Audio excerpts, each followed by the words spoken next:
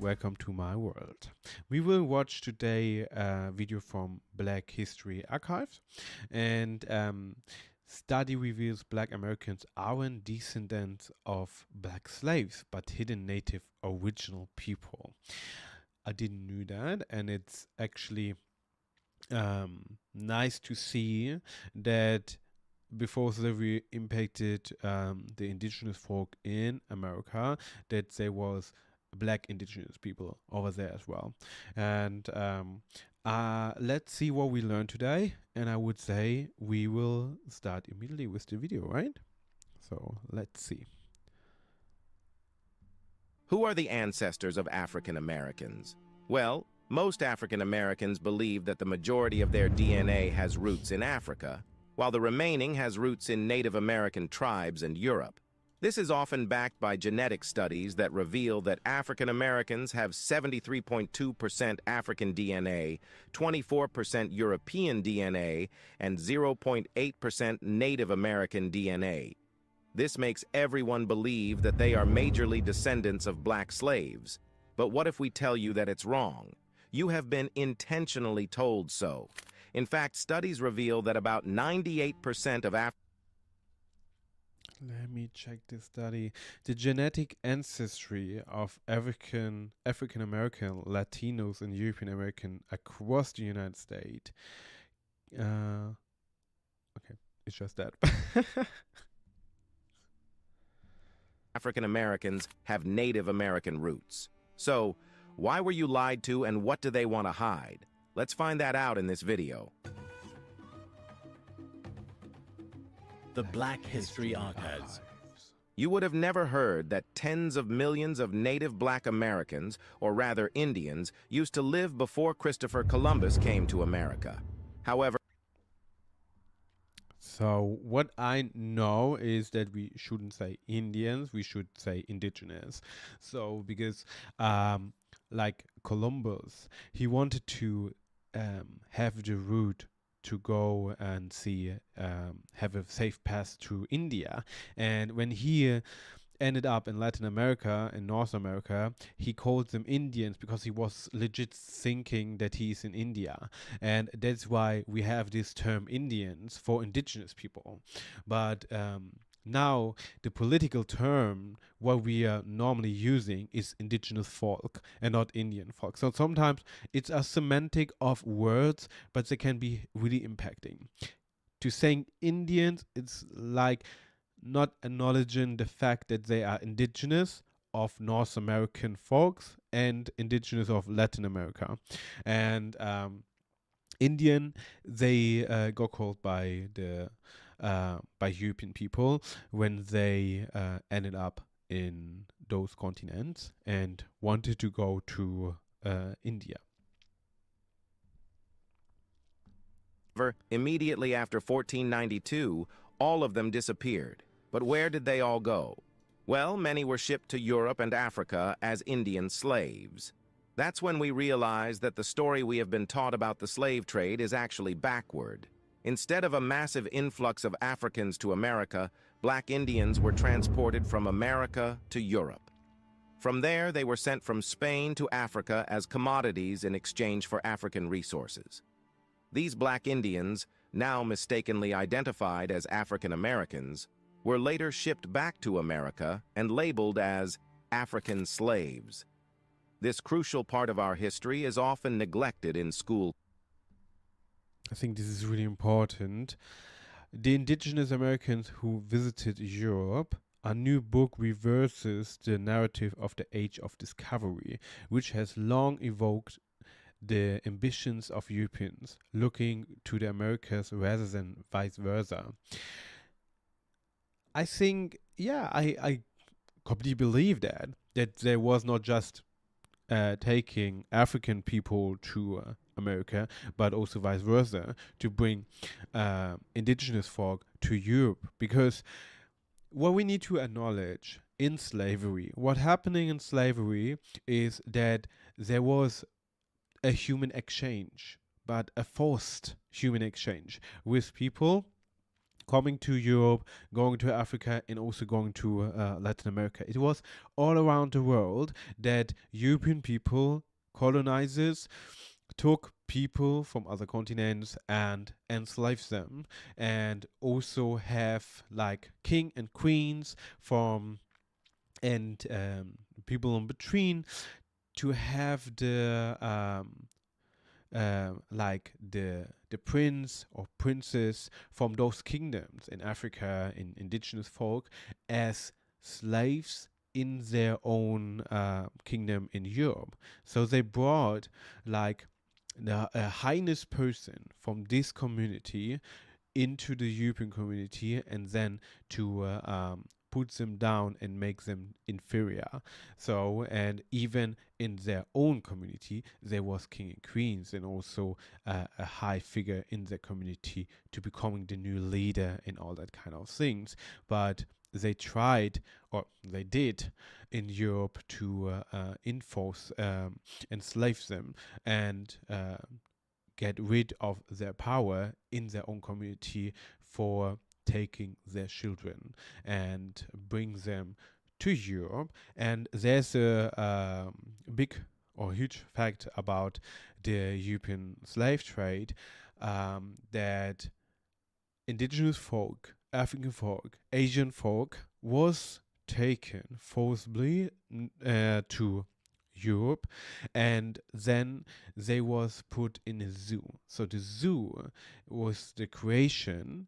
Nowadays we have animals there, but the creation of the zoo was a human zoo, and it was really popular in the last century still to have those kind of environment where we put indigenous folk inside, and they should wear these traditional things and being like doing shows and all that kind of things. And people in Europe last century went there and was watching people who look like me, Asian or indigenous, to to pay entry and all that. And we still have this colonial things, or also zoos where we have still footage of this kind of era in Germany. Like we have a Hamburg.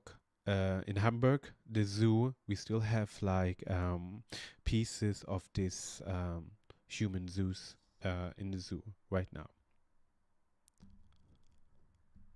Curriculums. Every European nation that colonized North America exploited Indian slaves for construction, plantations, and mining.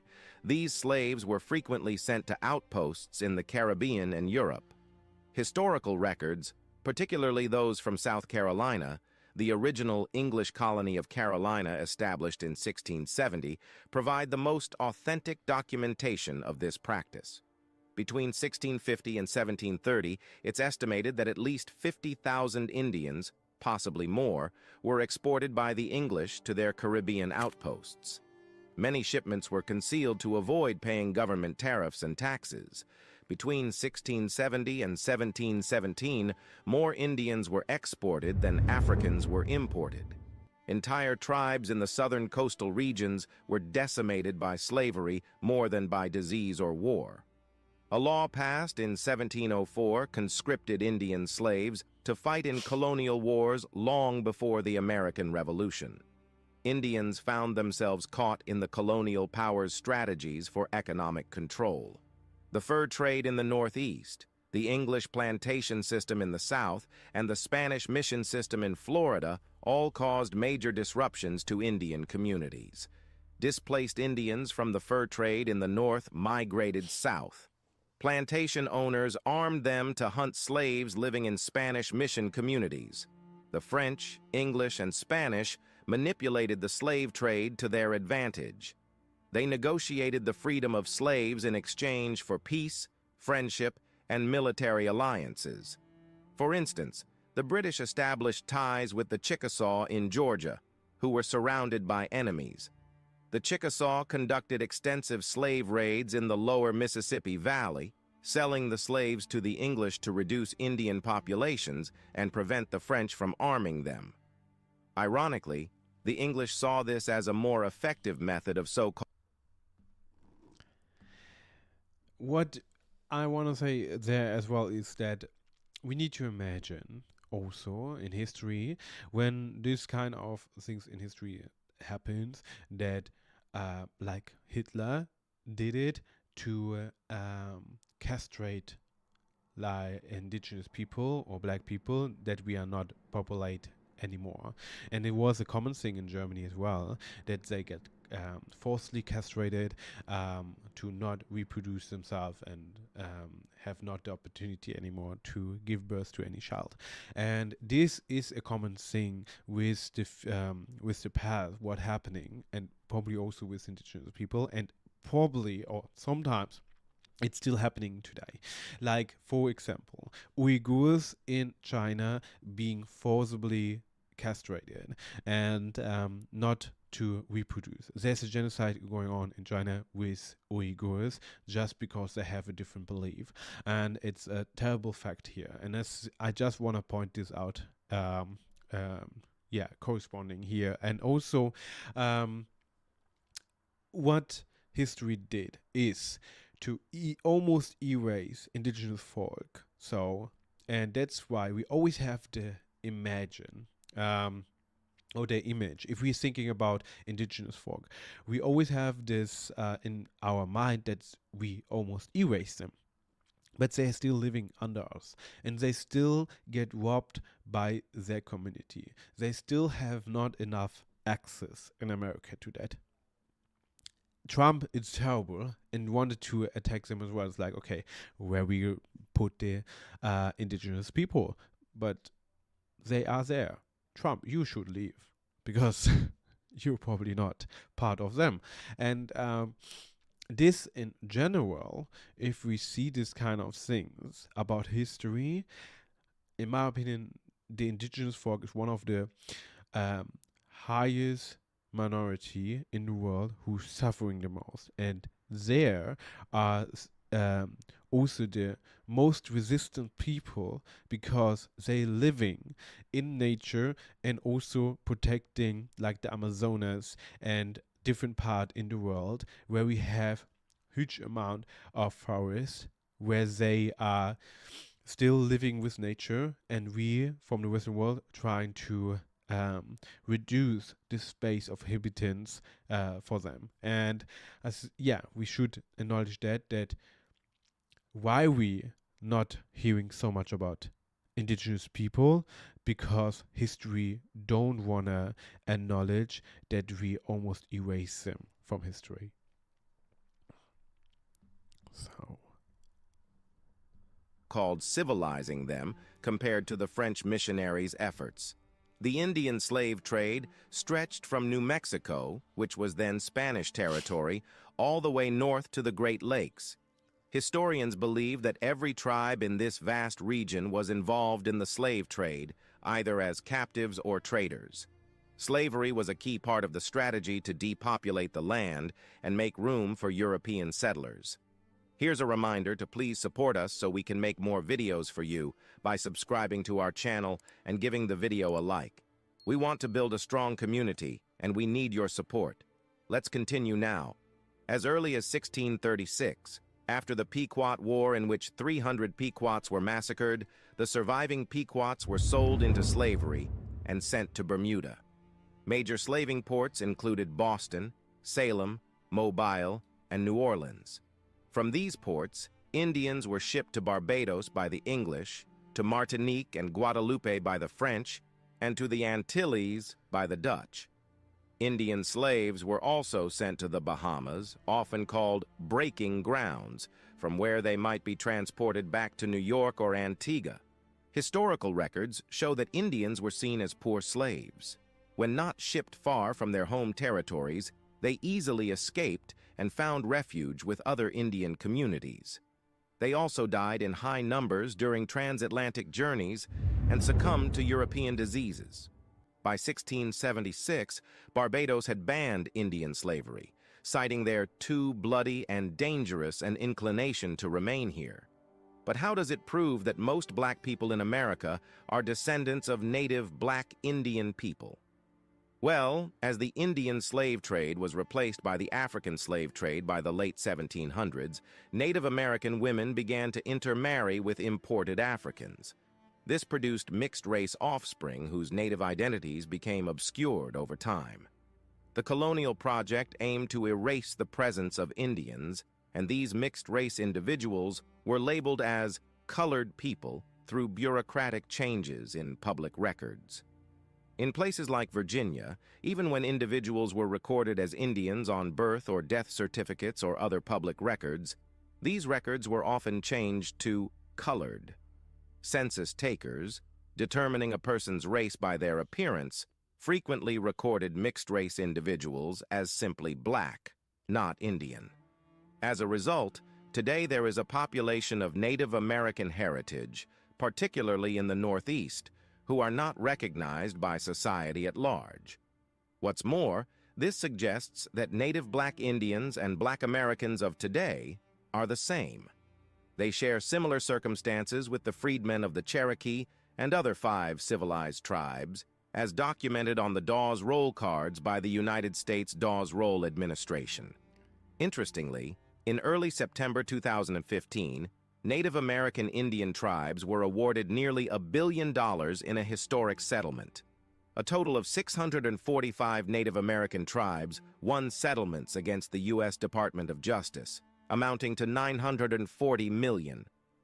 The U.S. government was fearful that more Native Indians, also known as colored, Negro, black, or simply left blank on their birth certificates, would discover their true history and heritage.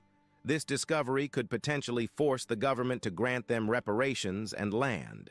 To avoid this, the U.S. quietly declared a deadline of December 31, 2014, for these individuals to make land claims and identity claims.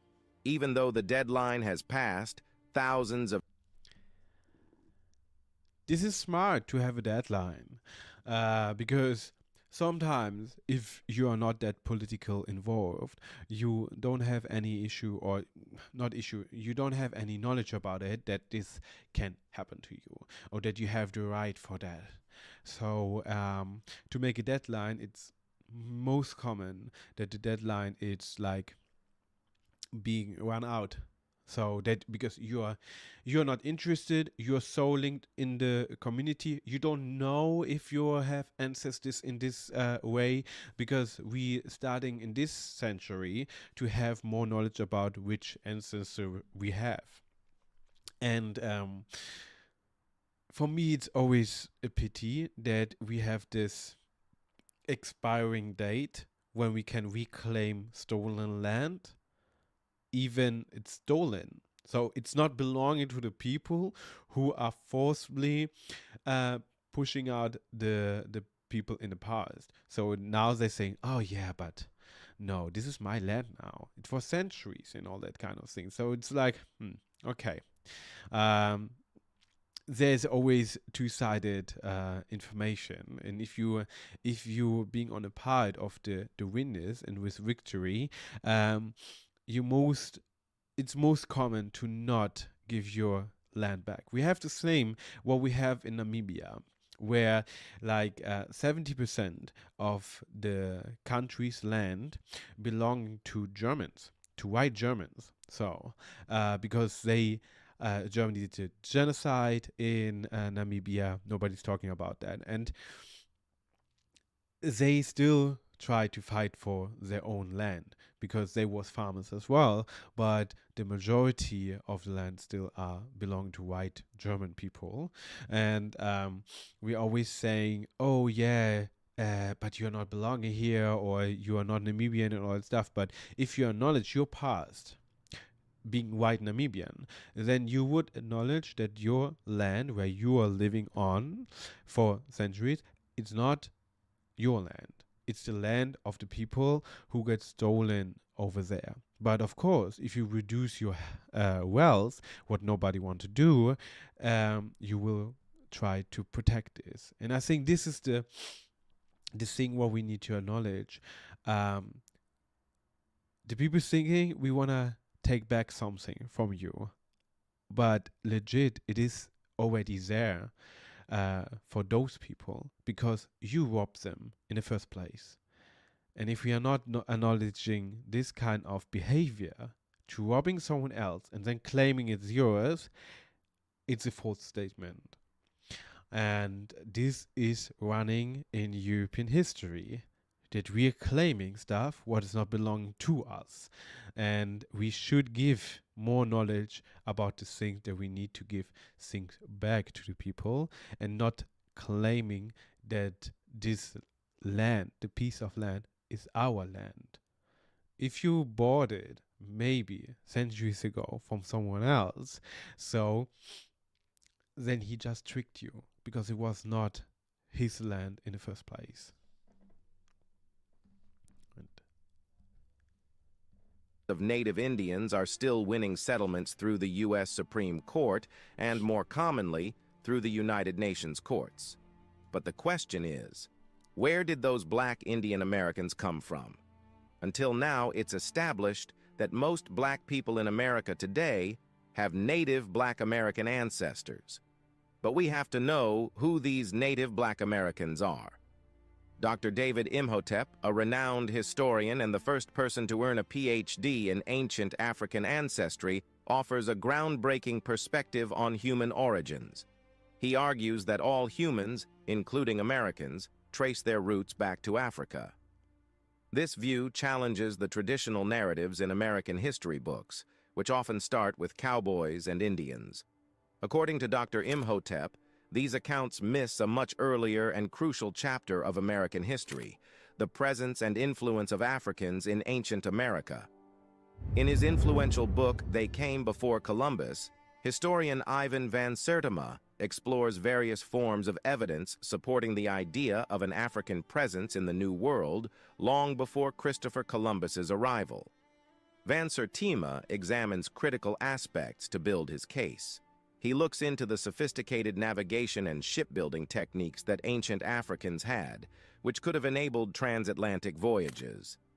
He also draws cultural parallels between Native Americans and Africans, highlighting similarities in art, language, and religious practices that suggest historical connections. Van Sertima further investigates the transportation of plants, animals, and textiles between the continents, arguing that these exchanges indicate contact between Africa and the Americas. Additionally, he cites diaries, journals, and oral accounts of explorers referencing African peoples and their influence in the New World. Together, these elements create a compelling picture of African exploration and settlement in the Americas well before Columbus's famous voyage in 1492. Several historical accounts support Van Sertima's thesis. One notable example is the fleet launched by the Malian Empire in 1310, comprising 200 master boats and 200 supply boats. This grand expedition highlights the advanced seafaring capabilities of West African civilizations. Another example is the sea expedition led by the Mandingo king in 1311, further demonstrating the intentional exploration efforts by African leaders. The presence and impact of black Africans in pre-Columbian America are evident in the cultural and technological imprints they left on the civilizations they encountered. In his book, The First Americans Were Africans, Dr. Imhotep expands on these themes, calling for a radical reevaluation of traditional history. He emphasizes the importance of scientific and geological evidence in tracing the early presence of African peoples in the Americas. This evidence includes genetic studies, ancient artifacts, and geological findings suggesting that Africans were present in both North and South America long before the Vikings or Columbus. One striking piece of evidence highlighted by Dr. Imhotep is a photograph from the HMS Challenger expedition, which took place between 1872 and 1876. This photograph, currently displayed at the Natural Museum of London, shows a colorful display of African explorers in Tierra del Fuego, the southernmost region of South America. This image serves as a tangible reminder of the historical presence of Africans in the Americas, further supporting Dr. Imhotep's arguments. Ultimately, this suggests that the identity of black people is too diverse to fit into a single label. They are Afro-Indigenous, Black Native, Indigenous and Black, Black and Native, or Black and a tribal identity. By honoring both their heritages, Black people challenge America's tradition of categorizing people into distinct racial groups. They resist societal pressure to choose between their identities based on appearance or perceived authenticity. Many blend their Black and Native identities by using traditional language or developing new expressions that reflect their unique heritage. Since the first contact between Africans and Native peoples, Black and Indigenous ancestors have built communities, formed relationships, and fought against systems of oppression unique to their communities as well as those that overlap. Despite the hardships faced, Black and Native peoples have never been conquered. They have found ways to resist oppression, creating modes of defiance such as abolition, free towns, cross-cultural alliances, kinship ties, and community building. They have pushed for freedom individually and in solidarity, birthing enduring movements of resistance. What do you think? Are Black Americans descendants of Black African slaves or Native Indian American Black people? What, in your opinion, is the reason why they hide Black Americans' real ancestry?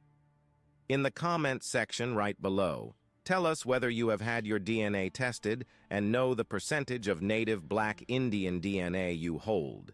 Would you like us to make more videos? This was really nice to watch. And I learned definitely something, and I can take something with that. Why they hide? Why they hide this history of Black indigenous people? I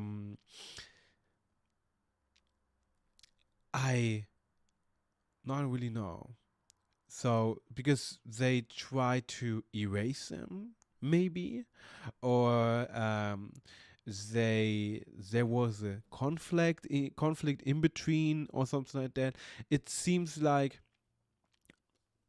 we need to acknowledge European people or Western world try to hide a lot, and we're talking about like dictatorships and all that kind of things. Like they are glorious and they was nice. So we know about Katharina the Great, Alexander the Great, Napoleon, and Hitler, of course. But we know all about those, but we are not learning so much about the resistance, because we shouldn't talk more about the resistance, how to resist this kind of behaviors in our human nature.